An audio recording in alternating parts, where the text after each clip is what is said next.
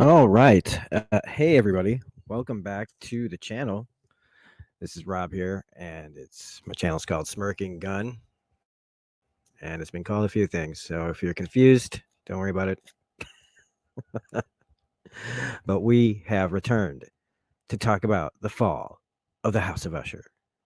I actually watched this the other day and wrote all my notes out, and it just was not comfortable in my recording situation. I'm not even that particularly comfortable in my recording situation right now. But we're doing it again. I started rewatching the episode, and I did finally notice, and I want to congratulate StreamYard. I don't know when they added it, but putting in the pause button. If it was always there, I'm the biggest dope in history, which could be.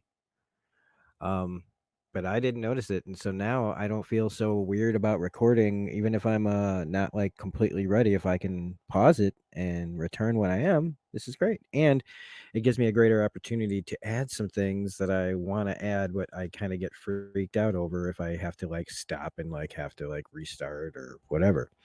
So thanks StreamYard for that. Um, so we will be covering this, and it's going to be a bit different than I actually planned on because there's more. When you watch something the second time, there's different. You can see things differently, or you can remember things that you were going to say before, and you're like, "Oh, it's a good thing I didn't record it." Now I don't have to like go, "Oh, I wish I would have mentioned that."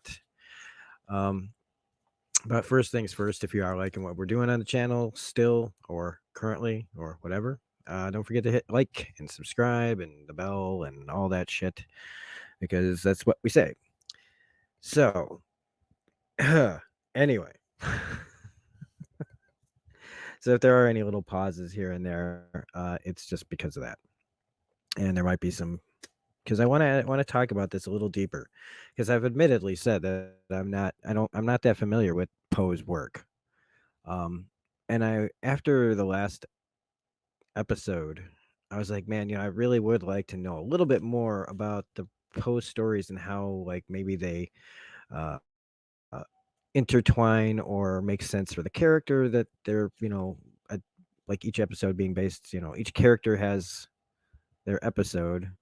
Camille's was murder at the Rue Morgue, and I didn't look up like the story to see if anything connects to like her personality or the overall story. But for Black Cat, I decided to look into it a little bit. And so we'll talk about that because I do want to know. But in thinking about that, I was talking about this and full spoilers. Um I was talking about how last episode I wish they had spent more time with Camille so that they could, really show like it's not that we don't understand her didn't understand her, but I guess I'm just a sucker for more and more character. I really wanted to like just I don't know, dive into her psyche. I want to dive into all their psyches.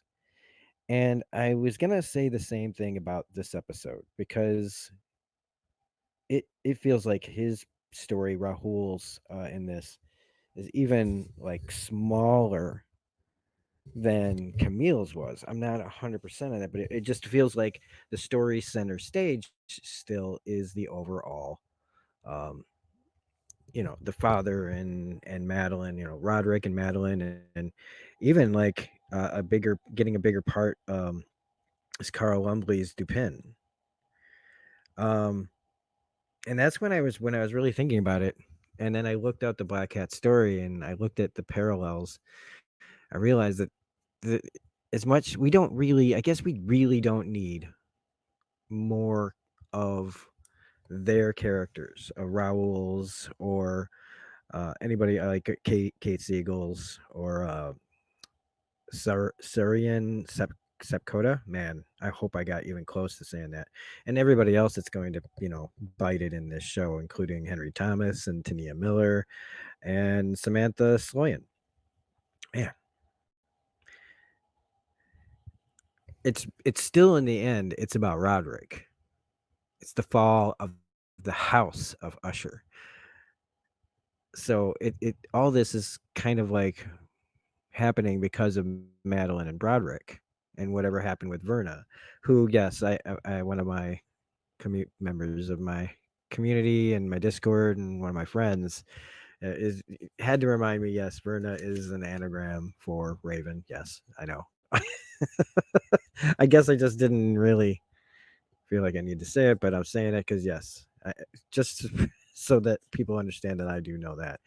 Um, so I guess when I see like when I was gonna say yeah, but it's still a great episode, and it is. This episode is another great episode. I really needed to twist my head back to that. This is really Roderick's story, and everything that's happening to his children is because of his choices, how he raised them, how he let them do things, let them run with their dreams, let them run with whatever, and how they became what they became, and how they die like they die. But really, they're dying because of him and her and Madeline. So that story really is more important, in my opinion, than the characters that die, even though it's nice to get as much character as possible before they buy it. And so I think if the, I would still say that there could be a slightly bigger balance for the character that the episode is, you know, going to take out. Just a little bit more still, I think would be cool because I think um, we still go a little bit or further than we need to with the plot. I think there's a lot of things that we are already beginning to understand a lot more, and there's some things I think that they could probably cut out or just add more time to the episode. Who cares if it's another 5 minutes long? 5 to 10 minutes long. And I really want this to be the last time I bring that up. It's just that you never know who's listening to how many episodes. Some people might only be like, I only like the Black Cat episode. So if I don't mention it in like almost every episode, this kind of overall feeling, the only complaint I really have is that. And now I realize that that argument is basically just, eh, I mean, nitpicky and not really that important. Um, and there is so much to say about this. So if you're just looking for a straightforward, I liked this video because of X, Y, and Z filmmaking and all this other crap. I talk about how what it makes me think about, what it makes me feel, and all that stuff. So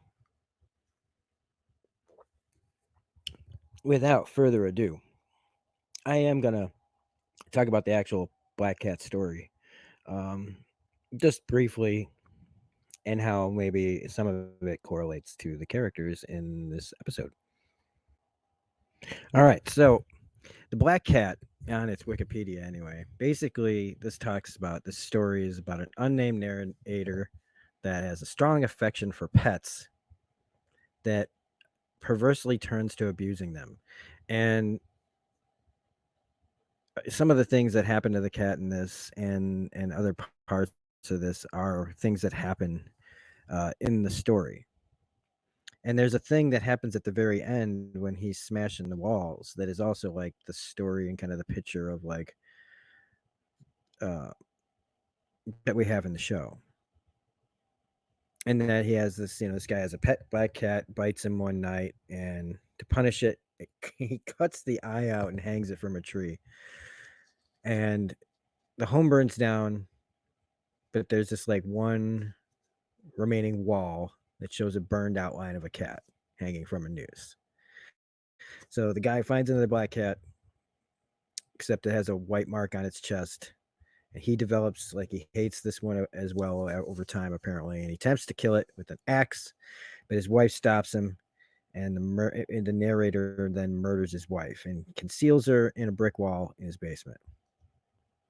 And the police come, and after the narrator's tapping on the wall is met with a shrieking sound, they find not only the wife's corpse but also the black cat that had been accidentally walled in with the body and alerted them with its cry. Um, kind of like the telltale heart. Um, and this story though also talks about like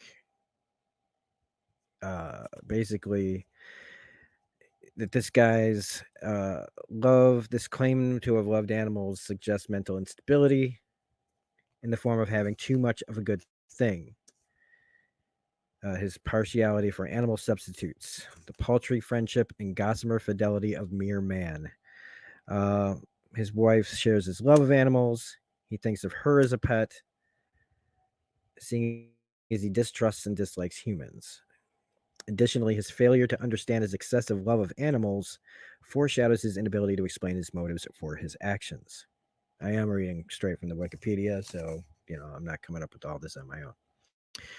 Uh, the narrator's perverse actions are brought on by his alcoholism, a disease and fiend which also destroys his personality. So it's a strong denunciation of alcohol. The black cat evokes various superstitions, including the idea voiced by the narrator's wife that they are all witches in disguise. Um,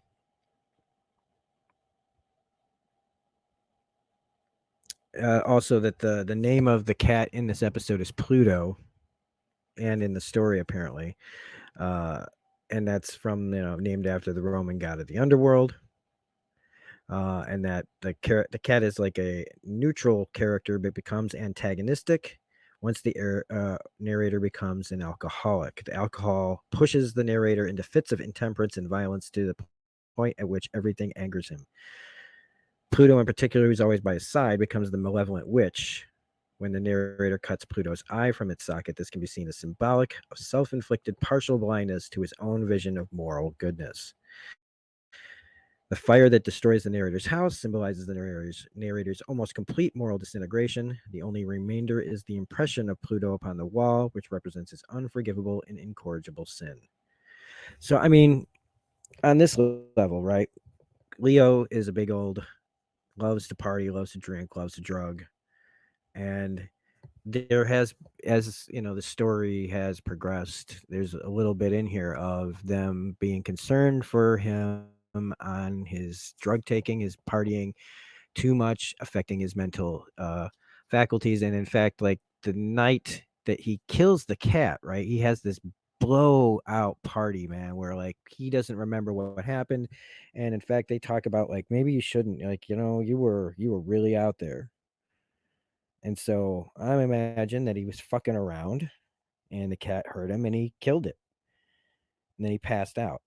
And, you know, the next day, right? Basically, she's dead. Like Camille's dead. He like before he even like finds out Camille's dead, right?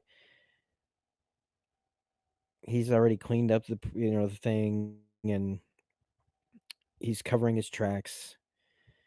And when we see him at the beginning of this episode, like he's out trying to find another cat to replace it because he feels guilty for what he did. He can't just say I let it go, maybe, or whatever. I mean, I don't think you ever want to tell your look, as a decent person, you should come clean, regardless, and be like, I don't know what happened, but the cat's fucking dead, and I think I stabbed it. Whatever happens, happens. Um, but he chooses to lie about it, which I think a lot of people would. Let's be honest. A lot of people don't want to tell anybody. I wouldn't want to tell anybody that think I stabbed a cat to death because I'm covered in its blood. Um, but also like what the kind of hangover this guy must be having, or maybe not.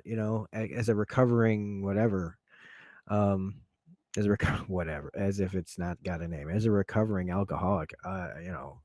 There were times where you would wake up fine. The only thing that was not fine was your need for alcohol. Pretty much after a while, like you just needed to have it. So like you would be fine as long as you were drinking. And fine is a relative term, of course. So this guy's probably in like level of he's partying and the drugs he was doing. Like I was just a boozer. I wasn't a. I was never into hard drugs. Um. So whatever's going on with this guy is affecting his personality. It is. Um. And so from that aspect of the story, that definitely fits. There's nothing really in here to connect to the bigger story at hand, but there is all that and to talk about the end, I mean, like his what he does to the walls, what he sees in the walls, is also like similar to what happens in the Poe story. Except with the Poe story, it's police, and with the and there was actually something there. And in this story, it's all he's all getting just messed with mentally by what might be a real witch. I don't know. I don't really, whatever Carla Gugino's character turns out to be. She seems to be all over the place, and I think she's got to be a witch, but I don't really care, however you want to call it. But that was the overall Poe side of things. Now back to the regular story.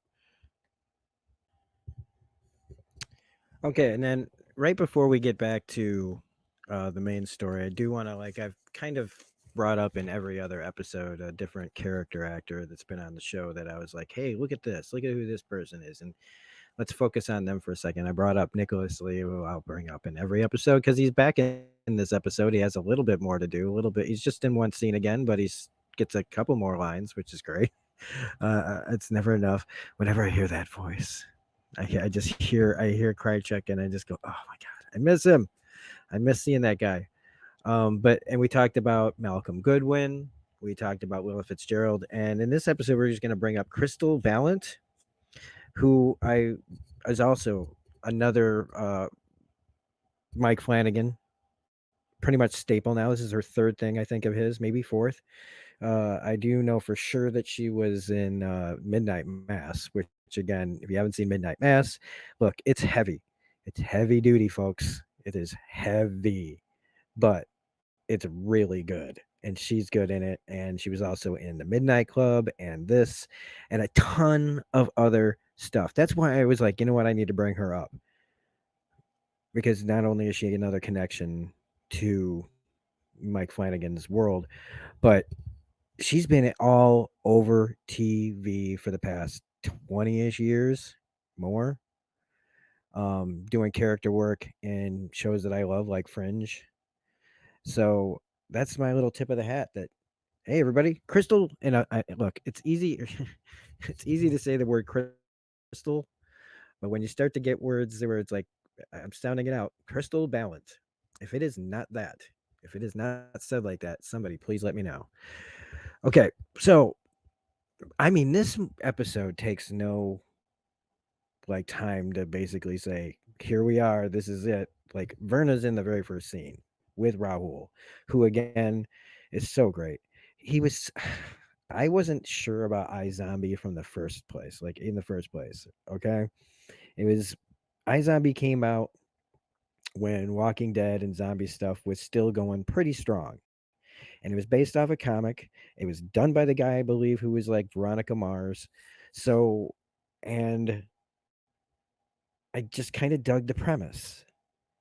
And then I found out a couple of other character actors were going to be in that I really liked.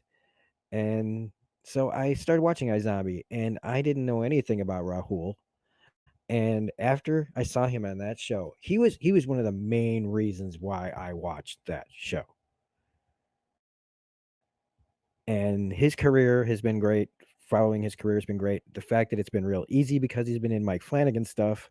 Uh, like I'm like Mike must see the same things as other people see because like having Raul in this is perfect. Unfortunately, he has to be in the episode that reminds me of I want to say it's the episode of the X-Files with the cats. And how do you make cats scary? And in this, they basically just dodge around that. In fact, they even embrace like the ridiculousness of this a cat being able to, affect a person in this way. And you have to do it psychologically. You can't do it physically because otherwise it's ridiculous. All right. It's not like the super smart monkey and monkey shines that could like get around and under like I'm not saying I had human. They wanted you to think that it did, but like I can believe that a monkey might plot to kill me. I don't think a cat does. I don't. I mean, we might want to think that our cats do. They might do things that make us question that, but I assure you, they just get they can be mad, they can hate, they might even not know what hate is. I don't know, but I'm just saying, how do you make a cat an antagonist believably? And I mean, the fact that they had it do the jump scare on purpose with the cat a couple of times was hilarious because it was basically acknowledging the trope, the cliche, and we're going to try to make this scary even with. And but the thing was is that in the end, the black cat part of the story was the weakest part of it because there's only so much you can do. And by the fact it was the more it was entertaining because of Raul's performance, and it was entertaining because of like how like weird it, like he grabs Mjolnir, folks. He grabs Mjolnir and starts bashing the walls in. So how can you not love that? But his whole part of it was really just kind of, oh, he's dead. Like when, and I mean, I don't really, I'm not marrying myself to following the structure here of like the plot, but like since we're talking about it, let's just talk about it. Like even when he goes over the side of the building, right, and you see the car there, and you go, oh, that Lamborghini's toast, and he doesn't hit the Lamborghini. That made me laugh out loud because this even when they're throwing tropes at you, they find a way to make it so that they do something different with it, which is you expect him to hit the car, which is another crime in itself probably, and I don't mean legally, but instead he just hits the ground. He doesn't destroy his toy. He doesn't get to like take it out with him. Somebody else is going to get that or resell it or whatever.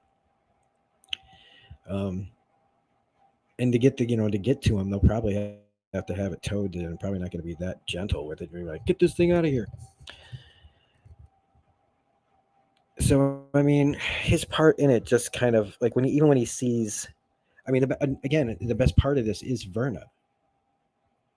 Her at the beginning, like everything he's saying to her, you know who she is at this point, or you know what's going to happen to all these people. You know that she's going to be involved. So like when she's right there and she's just sitting there behind the desk with the bell on, the bell around her neck. I mean, like it's almost like the character and the show itself is trying to tell the victim, the soon to be victim, hey man, look, the villain's right in front of you. And as she even says certain things, like he says he wants a black cat, but she's leading him over here. Oh, look at this. And then what she says is kind of meaningful. This isn't a kill place. I have a soft spot for, the short timers. And she's like looking at him like I'm talking to somebody that I'm going to kill.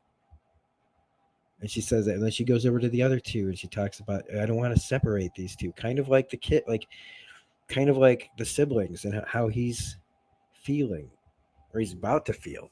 Do you know what I'm saying? Like he doesn't even know that Camille is dead yet.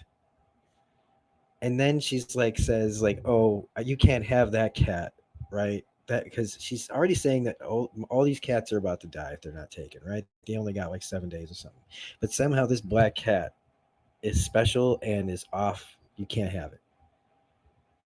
I have a bunch of online applications for the cat. She can't get like, oh, and it just happens to be a short haired German whatever, and it's like, okay, maybe look, I don't know what goes on at those kind of places, but do they really put is the animal shelter just as potentially like like are some animals that are brought in just treated better?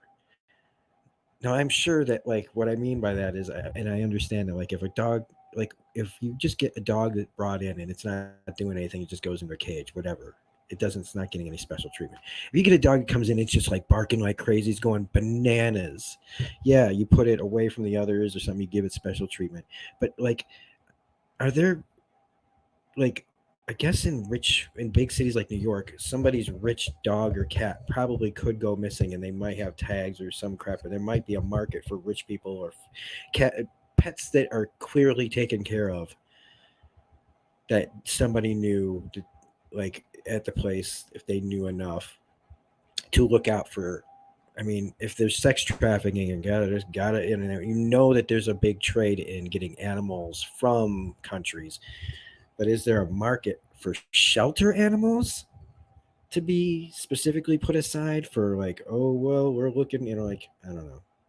Anyway, it's weird, but it's a way to entice him because telling him he can't have something is, going to make him fight harder for it. Even though like she knows exactly what's going to happen here. She has got this whole thing is practically or like pre-planned out in her, like as far as like what's going to happen to this guy. She's but she's still kind of like almost like trying to reach him in some ways. Reach all of these characters. Explain things to them. Like the way you are, the way you're behaving, like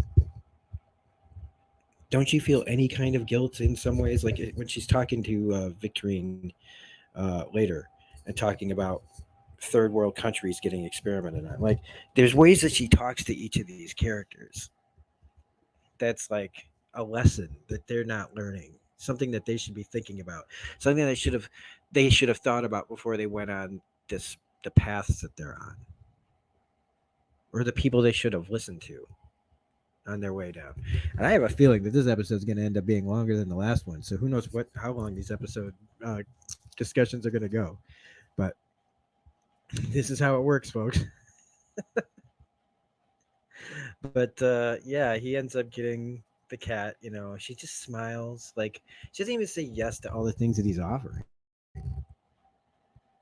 And we cut to what the story. Like I said, Rahul's story, the Black Cat story, is really the side story. The main story is the main fall.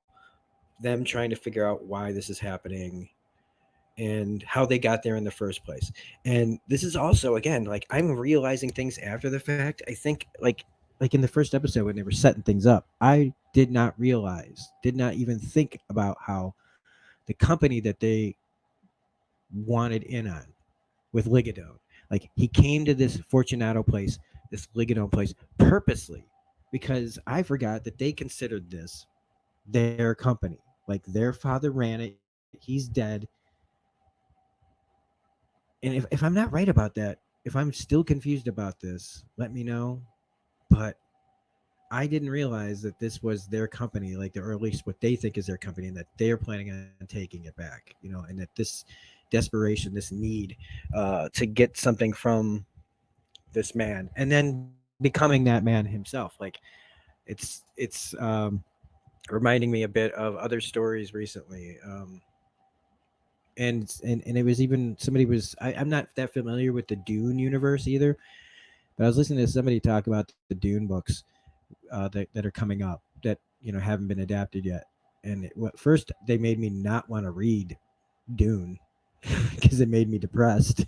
Just describing how what happens. I'm not going to spoil what happens to the Atreides people and what comes next, but it made me go, oh, do I even really want to know the rest of the story? But anyway, before I go too far down another rabbit hole, they're talking about denial. Denial works until it doesn't. And it brings up like how in this it really is like Roderick coming full circle.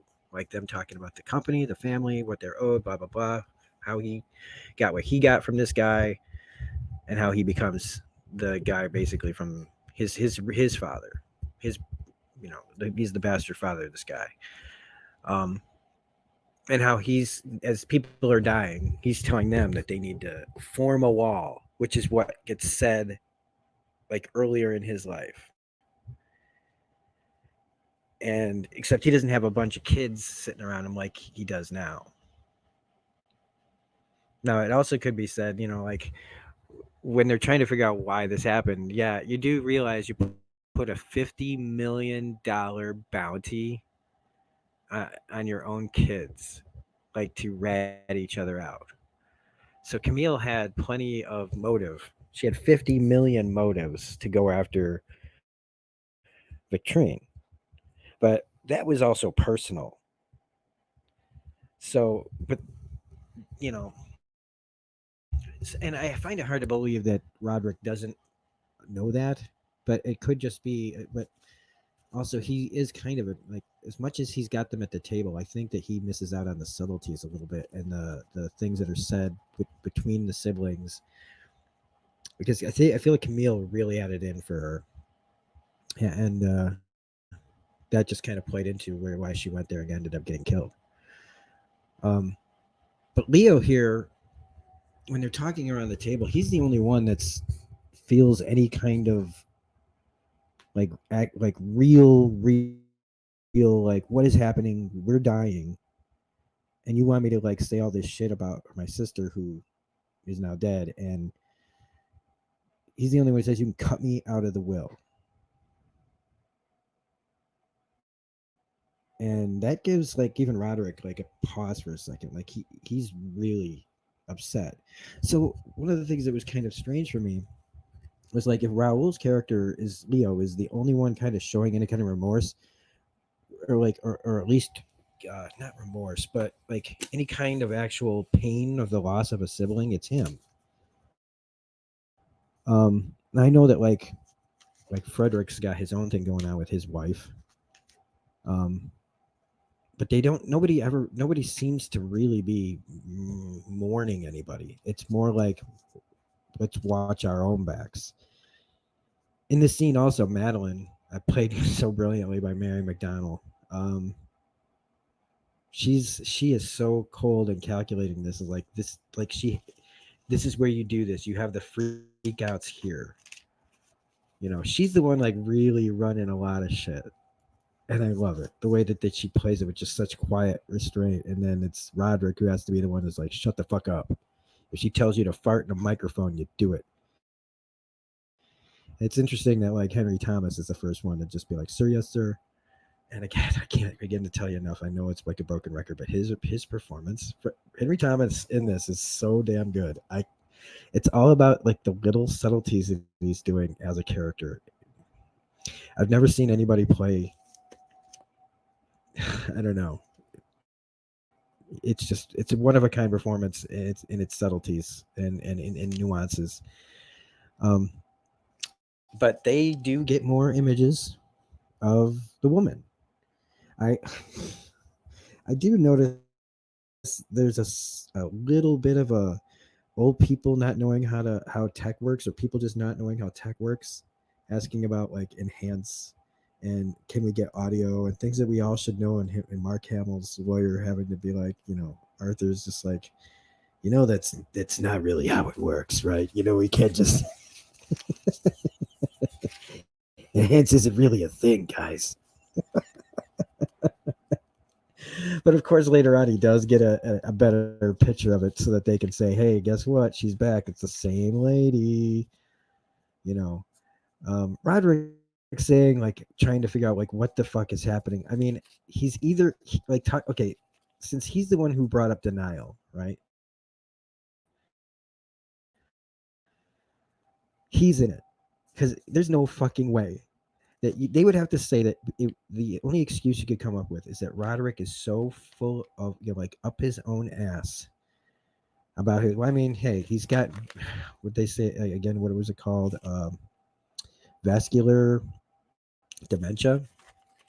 So I mean, yeah, you could say that he's probably got a lot of things on his mind, but not remembering something that happened a long, long time ago that basically got you everything you wanted in some ways. Not realizing that is to me that's like the big denial. Like, and he's at least admitting it too. He's not just explaining the term. He's saying like this is what I've been living on. Um, and I did bring up the cat jumping around. But like Leo's like whole thing about not having a suit. I do though. It's in satin, and this is what she would have said if she saw the satin suit. You know, and he is clearly upset. And he is clearly losing it, and who wouldn't be? His other brother just died. So I guess when they bring up the alcohol and the drugs and other things, where he's like, "Don't bring this shit up, don't do it," like it's just the that one other thing that like if he wasn't, it's already hard enough, but if he didn't have this also, he'd be a little bit better at maybe handling some of this stuff. Um, Krychek, they go to court. This is also the episode that really brings home the relationship that August Dupin and Roderick have. This was another big like surprise for me. Now I know that there's other Follow the House of Usher content that's been made over the years, and I do believe that at least one of them has like somebody confessing something to another man, which would make this similar to that. I have not watched it. I don't know anything about it, so I'm not going to speak on it or say what they did and how any of it is the same. If it is, let me know. But otherwise, like were they familiar with each other in the story too? It probably is, but since I don't know it, this is like new to me. I'm like, oh, this is a nice little wrinkle. Um, that when he's like asking about Camille to Arthur in court, and when he tries to talk to him, he's like, not now. Like it already suggests that there is familiarity there, and not just like for the court. Like I want to know for the court, like why should we have to like stall the court any further because of this? But a genuine like question, and it was like interesting. And then when it gets brought up later, like in a much bigger way, uh, I really liked them adding that aspect to it. I love that that aspect is in there, and if it's part of the regular story, I love that too. Um, then you have the scene with Roderick and Victory, which again, he's not there because he gives a shit about Victorine. He's not trying to check, even about Camille. This is still like about him and his interests and why this is even important to him. So he's asking like, why was she there? Was it about this? But in the end, he's still wanting to know about the project. Is the project screwed? Should I shut this off? How much money did I have to put into making sure that chimpanzees are protected? And he's freaking out and freaking out and freaking out until she finally just says, we're going to do human trials. And as soon as she says that, his absolute just complete change in demeanor, facial expression, tone of voice, everything. He was ready to throw it out there, and she finally gave him what he wanted it, and she's backed into her corner in her mind. He's about to pull the funding. This couldn't have happened at a worse time. She doesn't even care about her sister really in this point, right? She's about her own interest, scrambling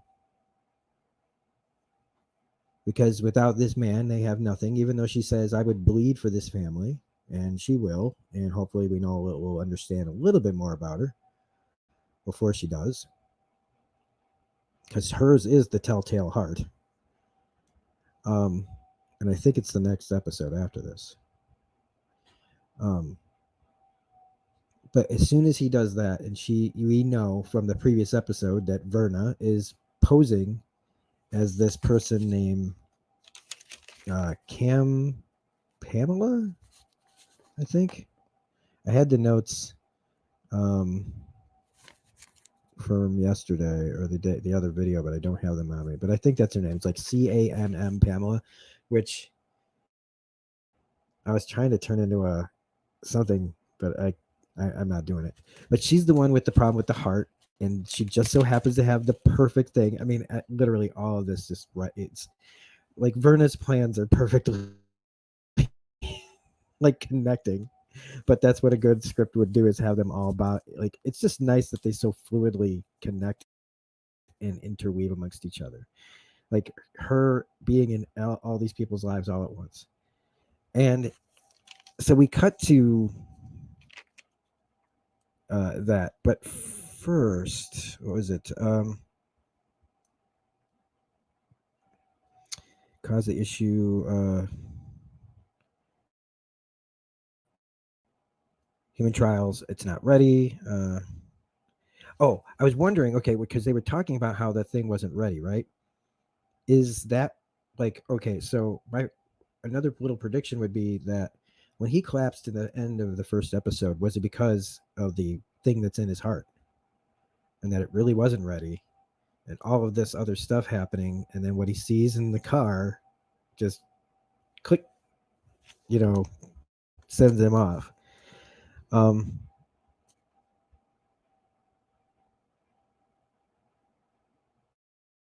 then we get okay. I again things that are right in front of my face sometimes. Um, because Kylie Curran's name is Lenore. Didn't know her name was Lenore. I didn't know the granddaughter's name was Lenore. So that does not bode well for her. uh, when and then Madeline sees the picture, and she goes to what I like. She went to where they went, right? And that's when she sees the Raven. When she's like, "This is so fucking crazy. Like it can't be." Like but she's at least following like what like she's at least acknowledging that she knows that there's a who this person is and where it reminds her to go. So when you see the Raven there and it just cuts away, I still don't know what's going on. But they're in the bait. Like, where is Roderick when he's on the phone and he hears the little bell jingle and he looks at the wall? And again, he's not in like Raul's, Leo's story, but where the cat ends up, where she's like, the cat's in the walls, and you hear the jingling, and it's, and in the story, it's a woman behind the wall. How many women are we going to find in walls in this show? I don't know. But like it seemed weird that he was hearing the jingle, but maybe it was meant to. Maybe it was meant to be foreshadowing of what was about to happen to one of his kids. I'm not sure. Um, but when she's sitting there in Victorine's office, and I mean, it is a speech that does feel a little like she always has some really odd facts to tell people. So like it's one of the more unnatural speeches. It's just like, oh, okay, this is a strange kind of thing to happen in my office. It's a strange little bit of. I mean, I guess someone who's dying would, would wouldn't be too surprising for them to go down rabbit holes to find out, like, why can't I get a heart? Where do these things go? Where would I have to go to get experimental stuff done on me? I suppose she would have that knowledge, but in the speech and how she gives it, it's a little bit performance and not really natural. It doesn't make it any more less interesting, I should say. Less interesting to hear about them testing on lower income countries, like dangerous things being tested on lower income countries, and it's basically a cost. Like Victorine's defense is basically a cost thing. Like, how do you justify the cost of testing on people? Oh well, some of them might die, but we're still giving them access to things that they might not ever have. So yes, they might die, but they were never going to get anything better than this in the first place. What a horrible, horrible way of looking at the world, with a smile and an absolute belief, like on her face, that what she's doing is for the greater good. And her whole story reminds me of that show that was based on the 80s thing with Jeremy Irons, The Dead Ringers by Cronenberg. Um, and the Prime version of it that just released with Rachel Weisz, which Rachel Weisz, give her the Best Actress Emmy, because that show was amazing. But it has a similar thing about like doing something for the greater good, experimenting on people to get where they need to go further with. And in that, it was about women being able to have kids that couldn't. And this, it's about hearts. Um, but still doing like really unethical, questionable things to get there. But really, it's this whole thing is like how much money is he willing to spend on saving his life? If you had that, if you had unlimited resources, you know, we'd all like to believe, right, that we wouldn't need to go there. But the desire to not die, who amongst us wouldn't at least be tempted to take a shortcut to living longer? I don't know, but it does bring it up. Um, but yeah, the whole just like these kind of people, like they would probably be less inclined to complain about side effects and other things because they have no other alternative. And that it's nice that and I mean, this is her winking at the camera, at the audience, at the character that she's talking to, not so subtle terms, you know, maybe to a character that's not self-aware enough, but like when she's like, it's nice that I live in a country where this kind of work could actually help someone, like that that like it matters more that I get this. Like she doesn't, she's saying it in a way that's like condescending and sarcastic in a way of like, well, because I'm so like because I'm not somebody that lives in some shithole third world country, I get to have this, and my life apparently is worth saving. That I have that there's more opportunity for me to be of use in life than some of these other people that you guys test on. And she just says it with a straight face. I love it. Um, and again, lots of the family trying to figure this out. Okay, now we got to get into. All right, so this goes into my theory that Frederick is the rat. I could be wrong, and again, I haven't done more research on this. If this was part of the other story, in the Fall of the House of Usher, or any other interpretations of that story, but they're dealing with the phone. So Arthur gives Frederick this other phone, and they say it's hers. They don't know how to get into it. He says she can't have another phone. Keeps saying it's not hers. Blah blah blah blah blah. And now he is at dinner trying to figure out how to get into this phone. This can't be her phone. This isn't her phone. He just keeps saying, like, this isn't hers. This isn't her phone. Blah blah blah. And I thought about, and this is I like this scene because it has him and uh, Lenore Kylie in it, Kylie Coran in it, and her telling it, it's the life basically. You're thinking of the movie Hackers. That kids are just hacking into things. And I only bring it up because I mentioned Hackers on a stream recently about the '90s, and um, we were talking about aesthetics from the '90s movies and like how Empire Records is like this perfect embodiment of like the '90s aesthetic. And I kind of thought Hackers was too, but Hackers was more like what they want, like again, like adults writing for kids, but like also trying to sell the hacker lifestyle, like that. The aesthetic, what I meant was aesthetically, like a lot of people were into techno at that time, got into techno at that time, and people were dressing all kind of spazzy, but it was more niche, I guess, than more aesthetic, like Empire Records. But that's not what we're here to talk about. Anyway, um, she's telling him about how she would get in the phone, and I thought for a second that maybe it's his wife, but if it was, I think the FBI or whoever she's talking to would have reached out to Frederick if something happened to her. Like, listen, blah blah blah. Maybe they don't want to play their hand. I don't know. Maybe it's Lenore. I don't know. But I feel like Freddie's reaction is like him. I think it would be fitting still for him to be the rat because he's so concerned about someone else's trust. Like they're trying to get him to question that, like his trust in her, when maybe he's the one that's betraying everyone's trust. It's still just a thought, an idea. I'm not 100% on that. But then we get to the botched BJ. which I thought was hilarious because he's stressed out. He's talking and he talks about the coma that he should be in because of the drugs and the alcohol, but he's not. And so he's getting head, and he looks and he sees the lights of the cat eyes. I Where I live, I am there's cats everywhere. There's a whole bunch of feral cats that live around our house, and I'll open up the door to toke up, and I'll just if it's nighttime, I'll just always see like cat eyes in the darkness everywhere I look. So I can relate to this, being like kind of creeped out by a cat. But I've never found a dead rat under my pillow. And when he like snaps up and hits him in the face, like that was really funny. But it has a nice segue into kind of more about the black cat story that Poe wrote about, because you talk about displacement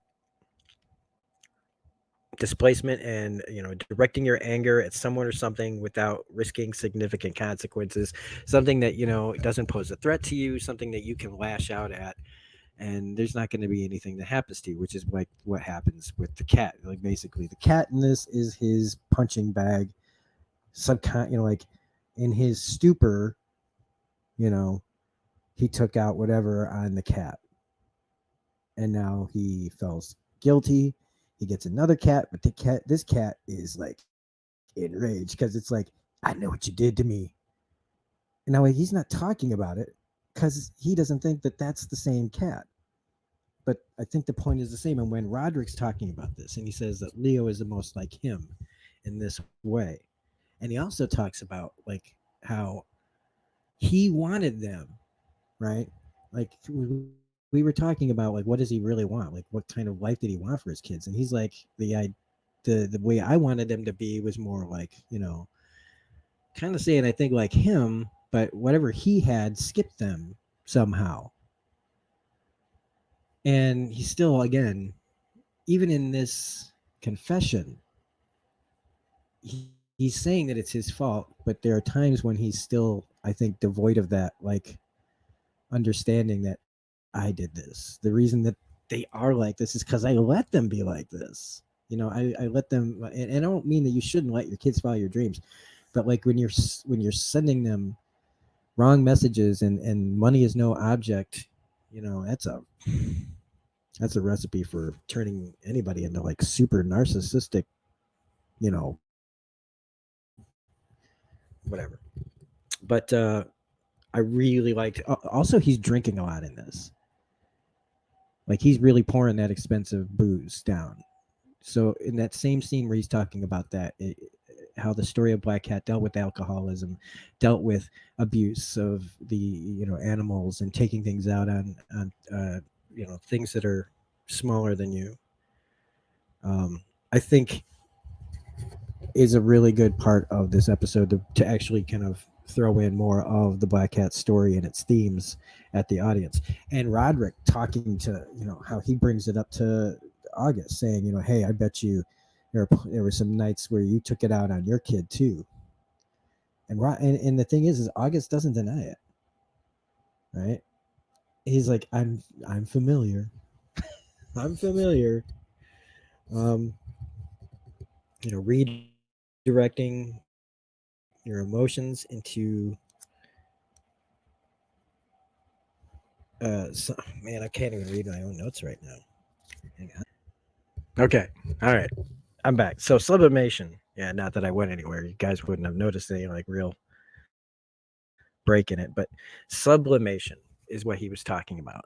Like how they like Leo, you know, displaces his anger. He's talking about sublimation of anger, putting all that negativeness into something positive.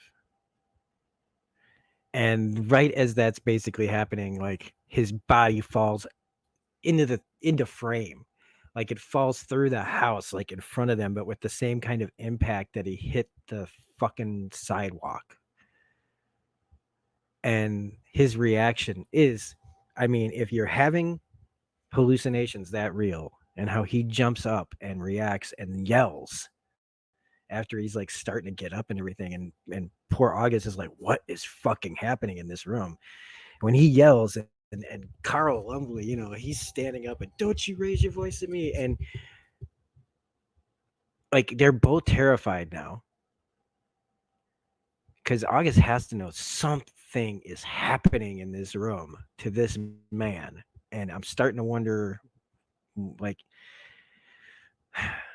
I think his professional curiosity and obsession with this family is keeping him there when he should be growing. You know what? We should be talking about this somewhere else. But he knows, like, it feels like a one of a kind chance, so he's going to sit here and ride it out.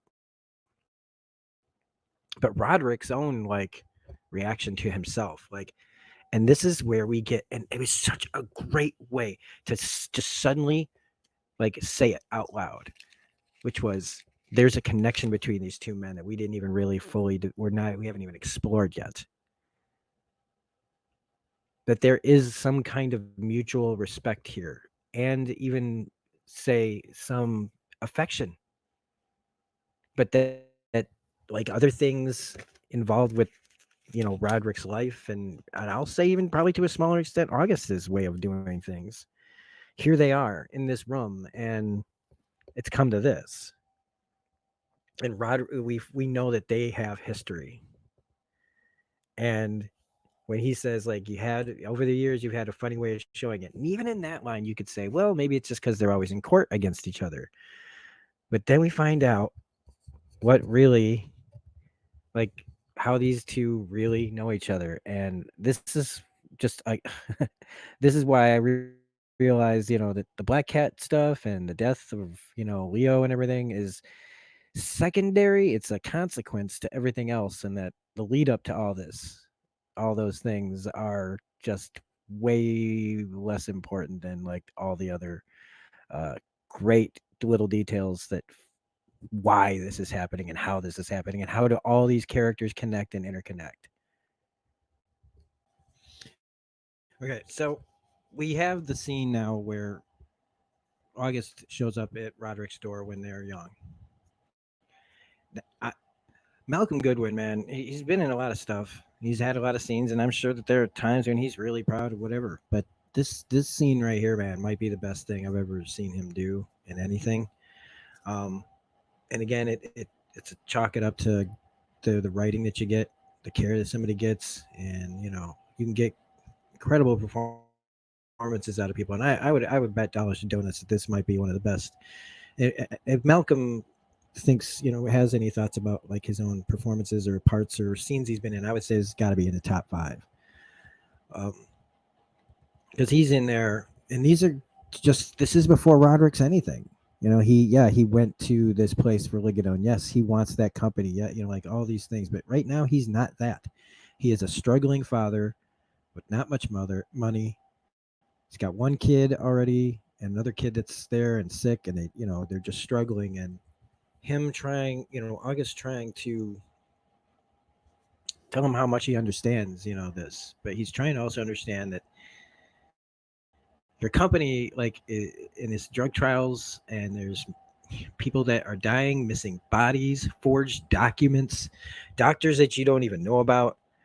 His name is forged on these documents, and he's not there to go after, Roderick. He's out there to find someone who will do the right thing. And his speech, like, is Sherlock, like, Holmes level perception in this scene, where he's like notices every single thing around the place, like fucking Kevin Spacey in The Usual Suspects, right? He's pointing out all the things that say these people are just like me. You are just like me. We are working hand to mouth. We are at the bottom rung. The higher ups do not want to help us. Anything you say and do could cause you to lose your way of making money, the way of supporting your children and your wife and your family, and getting the medicine and the food and everything to keep a roof over your head. And the danger of a job, taking that all away if you say the wrong thing, you hear the wrong thing, you look the wrong way. It's hard to do, it's hard to speak up, even when it's to do the right thing, especially when it's to do the right thing. and it's a really great moment. And another person who's is not gotten, who's kind of is Katie Parker in the scene, who plays Annabelle Lee, Roderick's first wife, I guess, is really good in this scene. Because what they have to do is they got to sit there and support Malcolm's character, and they have to, do something so that he, like they have to give off. Them just sitting there in silence listening is got to do something for him. So they have to be a certain way in the scene for it to work as well as it does. So it immediately though cuts to, he's in the office with his boss, and the guy sounds like Roderick through the whole thing, even the inflection and the tone of his voice. Because I now have experienced this. I have sat in an office and listened to somebody above me pretend that they care while at the same time threaten me.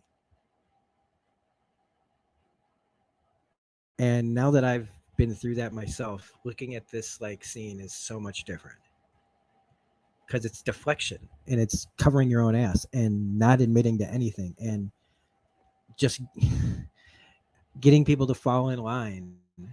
Like he could, like if he wanted to, if Roderick wanted to, he could walk out of this office and blow this guy's life up, and that guy knows it. And he's going to play the part of the bully, the person in charge, the person who's, signed your paychecks. Without him signing your paychecks, he knows what you have to lose. You know what I mean? And he might have as much or more to lose too. But what he does here is, it's the pat on the back, kick in the ass, but even worse, more than that, like more intensely, calling himself Willy Wonka and you're Charlie Bucket. And it's just, he even says the form a wall. Are you a team player? You know, you will have it all if you want it. Nobody knows they're a fall guy until they're falling. And this is where I remembered that this is their company. Like Madeline brings it up to him when she talks about like, what, like when he hears what this guy has to say about how, you could stand next to me.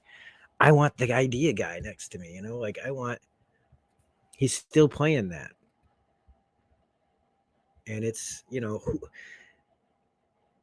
I didn't get offered this kind of thing that Roderick did in my meeting. But I think we left feeling the same way, which was take it or leave it. And my job knew that I had to take it. They knew that I didn't even know, I think, when I went into that meeting, that I would have to take it or leave it. But maybe it's always that way. Didn't feel any better. And I don't know if Roderick even felt great walking out of this, which is why he has the meeting with Madeline.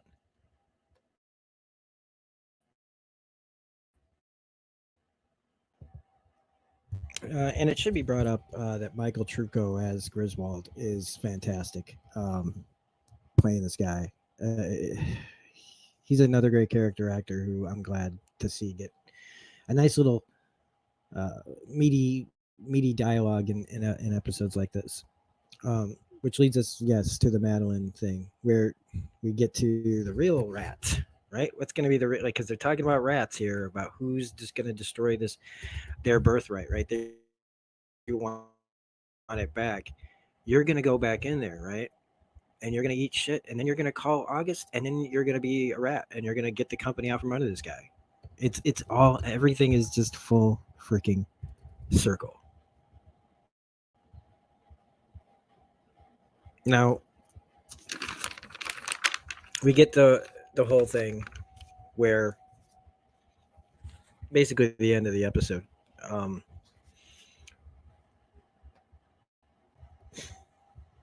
so Henry Thomas comes over to his house looking for drugs, and again, I'm just gonna bring up his acting because he has to play out of breath. He's playing sweaty and out of breath, like he's just run up a bunch of stairs because what, the elevator doesn't work. I don't know. but maybe that'll be brought up in some other in his episode why he couldn't take the stairs or why he had to take the stairs. I don't know, but he's playing out of breath. It's just so good. I can't even just. I know it's so stupid to just keep geeking out on this, but it's just so good. And just how the whole is like, I'm just here for drugs. My wife's melted, and I want to feel not terrible again. Why? Like, yes, I get it. He would feel terrible, but I feel like there's still an underlying thing, right? There has to be. But when he goes in there, he gets the drugs, and then the cat, he just sees the cat and it scratches his eye. I don't think the cat's there. I think this is all in his head. And well, I mean, it's happening to him, but it's not being. Nobody else can experience it or whatever. Like it's all in it, but it's happening in his head. Um, but when he's just like, I'm just gonna take the cocaine. There's a line. I'm just gonna take this cocaine if that's all right. Don't hear that too often in anything. But the next scene is setting up Verna's Hammerslane's video or episode.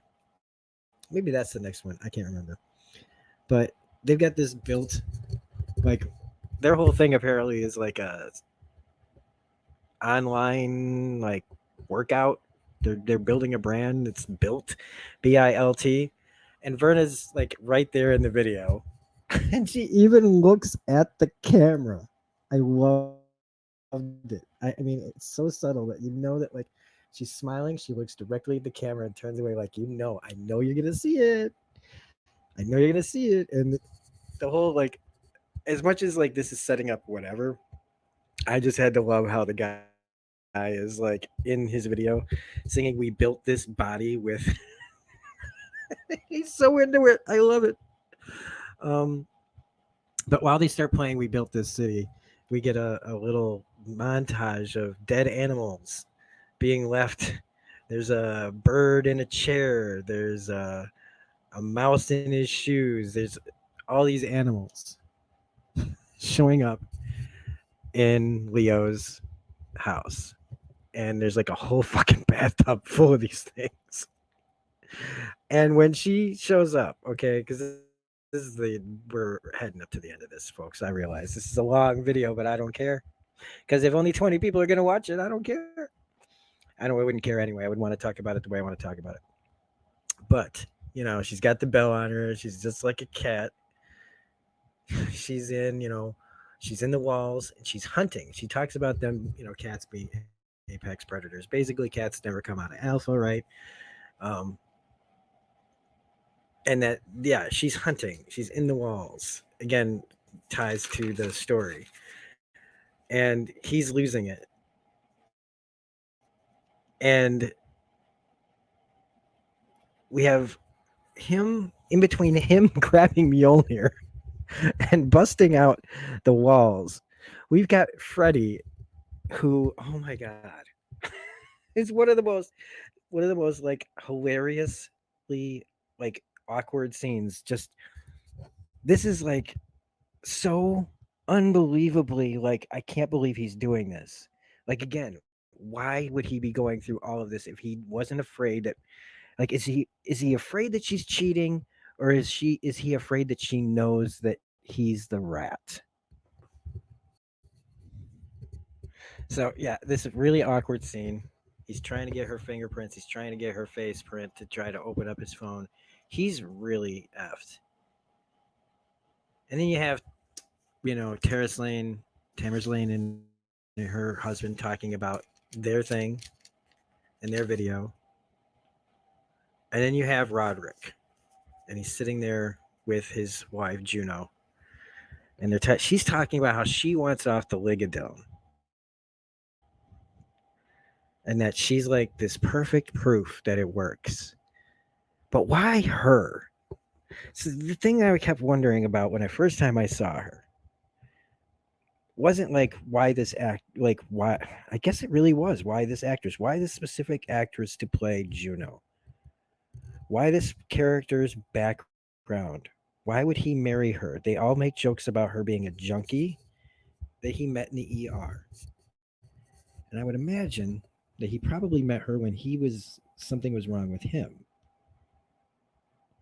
And something tells me But between him and Madeline and the surgery with the heart and this girl here, I feel like there's something really fucking nefarious going on under that we don't know about yet. She's being used for some kind of purpose, and I don't think it's just so that she can be the poster child of Ligadone. Although, if it is, that's pretty bad as it is in some ways. It's not like illegal. It's just really icky. And yes, I use the term icky. But this is when gets that impression of Prospero in his face, and he tells Madeline that he's got the codicil thing, that he's dying of the same thing that he's got the same thing that his mother had, their mother had, played by Annabeth Gish. Doesn't have much time left, So all these things happening all at once. It's just, I don't know. It's all coming to a head. And then when we have the whole thing with, and this really is the end, um, where she talks about the cats need taurine from their prey because they're deficient in it, and that isn't that a lot like your father, deficient. And this is where we have the whole cat jumping at him again. The cat's like done this stuff 3 times. How do you make it realistic that a cat is hanging on a person, attacking a person? You can't really do it. It's ridiculous. It looks ridiculous. I feel bad for everyone, but it's part of the story. But at least in this, they did something different, which is he fucking pops that cat's eye out, which then goes flying across. Like the cat jumps, and we see her standing there. Her eyeball is out. She's looking like a cat. She is the cat. And when this is where he just completely loses it, grabs Mjolnir, bashes holes in the wall, reaches in there, gets his hand caught, stuck. It's scratching him up.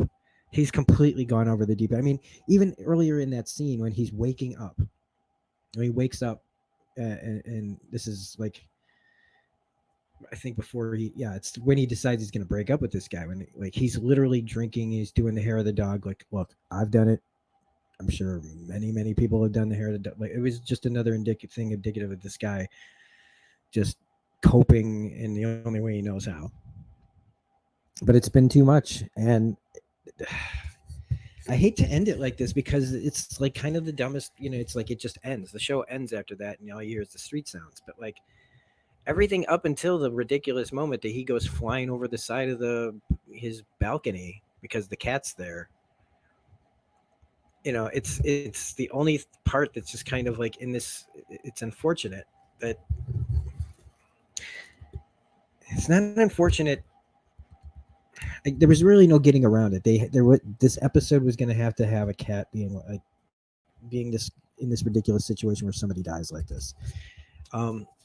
It doesn't change the impact. It doesn't change the overall story and how good it was, but it is a little weird that that this is like the weakest part of the story, in my opinion. As far as just the whole cat stuff, all the cat stuff, not the mention of all the speeches and why this is happening to the guy. It just literally, it doesn't work on other shows. It's hard to make any of these kind of things look believable. You're just along for the ride. So anyway, that's it. This is an extra long video. I don't know how long these are going to be from now on. They might be always this long, maybe not. But I'm enjoying talking about it. So if you're enjoying listening, don't forget to hit like and subscribe. Otherwise, we will be back with episode 5 of The Fall of the House of Usher on our month or 2 of Netflix. So thanks for watching, and I'll see y'all later.